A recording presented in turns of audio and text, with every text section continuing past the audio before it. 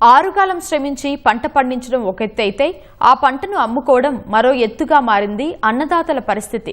కొనుగోలు కేంద్రాలకు పంటను అమ్ముకునేందుకు తీసుకెళ్లిన రైతులకు వారాలు నెలల తరబడి పడగాపులు తప్పడం లేదు.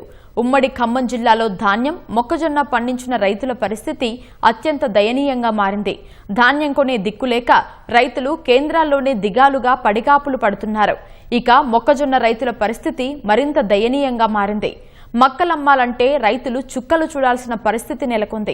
పేరుకు కొనుగోలు కేంద్రాలు ఏర్పాటు చేసినా అవి అలంకారప్రాయంగానే మారిపోయాయి.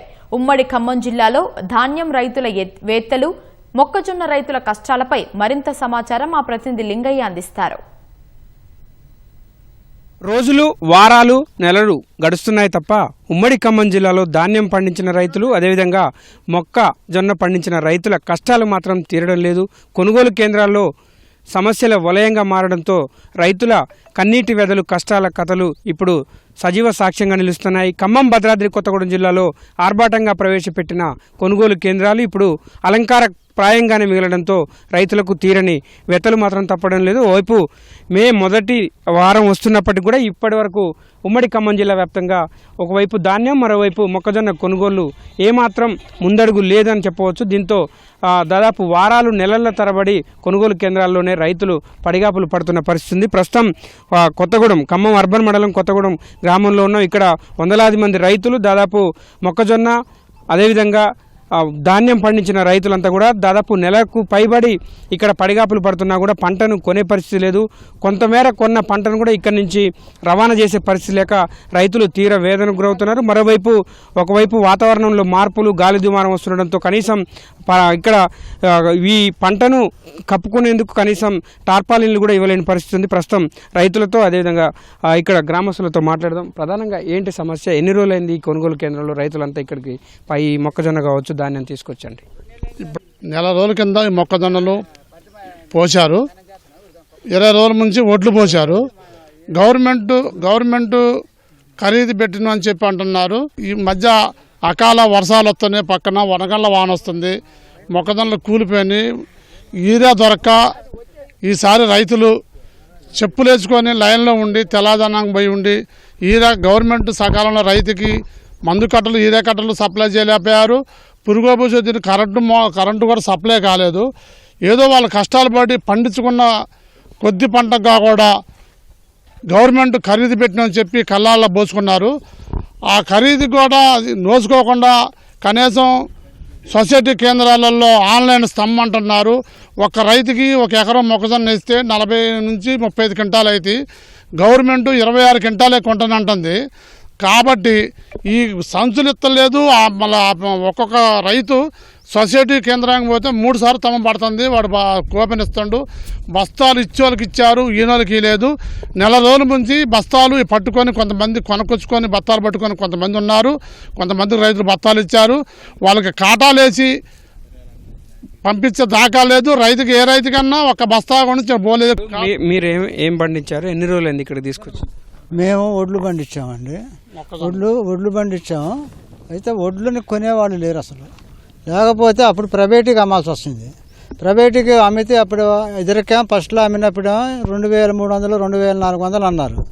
ఇప్పుడు 1600, 1700 అంటున్నారు ఒడ్లు కింటా ఒక్కంటికి. అయినా గవర్నమెంట్ కొంటల్లా, ప్రైవేట్కే అమ్మాల్సి వచ్చింది. అప్పుడేమో గవర్నమెంట్ లీవ్గా వేసుకుంటాం, గవర్నమెంటే మేమే కొంటామని చెప్పి మాట్లాడారు. రైతాంగంగా ఉన్న మా పార్టీ రైతుల పార్టీ అని చెప్పి మమ్మల్ని రైతుల్ని నిలువును ముంచేటట్టు చేశారు వాళ్ళు. మొక్కజొన్నలు అండి 140 రోజులు అయింది. బత్తాలు చెదలు పట్టినాయో ఉన్నాయో, అయితే పట్టాలు అయితే కప్పిన రాత్రి కూడా నేను కళ్ళ కూడా పోలే ఉన్నాయో ఈ ఊడినాయో బత్తాలు అడుగు చెదలు పట్టిపోయినాయో నాకైతే తెలవదు. అది 40 రోజులు అవుతుంది నేను ఆ కళ్ళకి వచ్చి.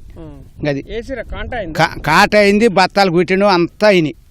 అది ఎత్తబాట్ల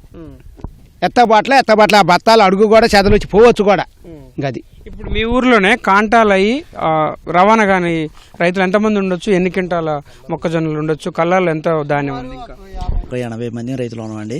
80 మంది రైతులు కావడం మొత్తం కాటాలు వేయడం జరిగింది. కాటాలు వేసినాయి, సగం వేశారు, అలా 26 బస్తాలు వేసినాయి. మరి 40 బస్తాలు పడిన ఎకరానికి ఆ 26 బస్తాలు మళ్ళీ టమ్మాలో తెలవట్లేదు. సరే రైతు మాయలు ఎంతలోకి అంతలోకి వేసుకోరని చెప్పి మేము ఆ మోపన కాటాలు మట్టికి వేసుకున్నాం, వచ్చిన మట్టికి వేసుకున్నాం. ఈ కాటాలు వేసిన వాటిని ఈ దళారీలు తగులుకునే వాళ్ళు 1600 1700 అడుగుతారు. ఈ కాటా వేసిన వాటిని వాళ్ళు ఎత్తుకొని పోవట్లేదు. ఆకాళ్ళ వర్షాలు, ఆకాళ్ళ గాలిదుమ్ము వచ్చింది, రాత్రి గాలిదుమ్ము వచ్చింది, విత్తలకు అలా గాలిదుమ్ము పట్టాలు కాబట్టి పట్టాలు లేదు, కనీసానికి పట్టాలు ఉన్నాయంటే కూడా ప్రభుత్వం సాయం చేసేటట్లేదు. నెల అవుతుందండి, అటు ఇటు 20 రోజులు నెల అవుతుంది. నెల నుంచి అన్నీ మేము చాకరీ చేసుకుంటాం. కాటా వేసి కూడా 15 రోజులు అవుతుంది. ఇగో స్లిప్పులు ఉన్నాయండి, ఇగో స్లిప్పులు చూడండి. కాటా వేసి 11 రోజులు అవుతుంది, ఇంతవరకు బస్తాలు పోలే. మరి 11-15 రోజులు అవుతుందండి, ఇంతవరకు బస్తాలు ఎత్తట్లేదు. లారీలు అంటే లారీలు రావట్లేదు. టిక్కీకి 10 రూపాయలు అంట లారీ వస్తే, రైతులు కట్టియాలంట. ఈ ఖమ్మం జిల్లాలో కానీ రాష్ట్రంలో కానీ అధికారులకు కానీ ప్రభుత్వానికి అంచనా లేదు. కొన్నటం ధాన్యాన్ని ఎక్కడ స్టోరేజ్ చేయాలనేది అంచనా లేకుండా ఉన్నటువంటి స్టోరేజ్ని స్టోర్ చేయాలా, మిగతా కొత్తగా ఉన్నట్టు అవసరాలకు ఉన్నట్టు ఉపయోగించుకోవడంలో ఫెయిల్యూర్గా ఉన్నది. నానబెట్ట ధోరణి ఉంటే రైతులే ప్రైవేట్ వాళ్ళకి అమ్మేటట్టుగా ప్రోత్సహించేటట్టుగా ఇట్లా కాటాలు వేసి వదిలేస్తే వాళ్ళే ప్రైవేట్ వాళ్ళకి అమ్ముకుంటారనే ఉద్దేశంతోనే ఎటు కూడా రైతులు నష్టపరిచే విధంగా ప్రభుత్వ చర్యలు ఉన్నాయి. నెల రోజులకు పైబడి కూడా కేంద్రాల్లో పడిగాపులు కాల్సిన రైతులు చివరికి ప్రభుత్వం పంటలు కొనుగోలు చేయట్లేదన్న ఉద్దేశంతో దళారులకు అదేవిధంగా ప్రైవేటు వ్యక్తులకు కూడా అమ్ముకుంటున్నారు. మీరు మామూలుగా ధర, ప్రభుత్వ ధర ఎంత ఉంది? మీరు బయట ఇప్పుడు దళారులు వచ్చి కొన్నారు కదా, ఎంతకు అమ్మారు ప్రైవేట్ వారికి? ప్రైవేట్ అంటే 1700 రూపాయలు, ఎక్కువే మెడటల్లే. కాకపోతే 2400 రూపాయలు అంటే మాకు మంచి రేటే. ఈ రేటుకు వస్తే రైతులందరూ బాగుపడతారు. ఓకే, రేవంత్ రెడ్డి గారి ప్రభుత్వం మంచిగానే చేస్తుంది, కాదంటలేదు. కానీ కొనే విషయానికి వచ్చేసరికి కొంటుంది, కానీ దాన్ని ట్రాన్స్పోర్ట్ లేదు. అక్కడ లారీలు పొడుగోత లారీలే, పోయిన లారీ మళ్ళీ తిరిగి వచ్చేటట్లేదు. ఇవన్నీ జరుగుతున్నప్పుడు చాలా వేస్ట్ అవుతుంది. ఎందుకంటే వర్షం, దేవుడి కృపలకి వర్షం ఆగుతుంది తప్ప ఇక్కడ, లేకపోతే మొత్తం వరదలైపోవాలి. రైతుల బాధలైతే ఈ విధంగానే ఉన్నాయి. రోజులు నెలలు తరబడి ఇక్కడ పడిగాపులు కాడాల్సిన పరిస్థితి కొనుక్కుంది. మరోవైపు కొంతలో కొంత కొనుగోలు చేసినప్పుడు కూడా ఆ ధాన్యాన్ని కావచ్చు, మొక్కజొన్నలు కావచ్చు, ఇక్కడి నుంచి రవాణా చేయకపోవడం వల్ల ఆ భారం కూడా రైతులపై పడుతుంది. రోజుల తరబడి పంటను కంటికి రెప్పలా కాపాడుకోవాల్సిన పరిస్థితి రైతులకు తలెత్తింది. ఓవైపు పంటను అమ్ముకున్న తర్వాత కూడా రైతుల మీదే భారం పడడంతో ఇప్పుడు మరింత ఇబ్బందులు అయితే తప్పడం లేదు. మరోవైపు వాతావరణ పరిస్థితులు కూడా రోజు రోజుకు మారుతున్నాయి. ఓవైపు గాలి దుమారం ఆ రైతుల్ని బెంబేలెత్తిస్తుంది. అకాల వర్షాలు కూడా వచ్చే అవకాశాలు ఉన్నాయని చెప్పి వాతావరణ శాఖ హెచ్చరిస్తున్న నేపథ్యంలో రైతులపై మరింత భారం పడకుండా, రైతులకు ఇబ్బందులు లేకుండా ఇప్పటికైనా ప్రభుత్వం, యంత్రాంగం యుద్ధ ప్రాతిపదికన కొనుగోలు కేంద్రాల్లో పంటలను కొనుగోలు చేయడంతో పాటు ఇక్కడ పంటల్ని రవాణా చేస్తేనే రైతులకు కొంత ఉపశమనం కలిగే అవకాశాలు స్పష్టంగా కనిపిస్తున్నాయి. గవర్నమెంట్ చందుతో లింగ ఈటీవీ ఖమ్మం.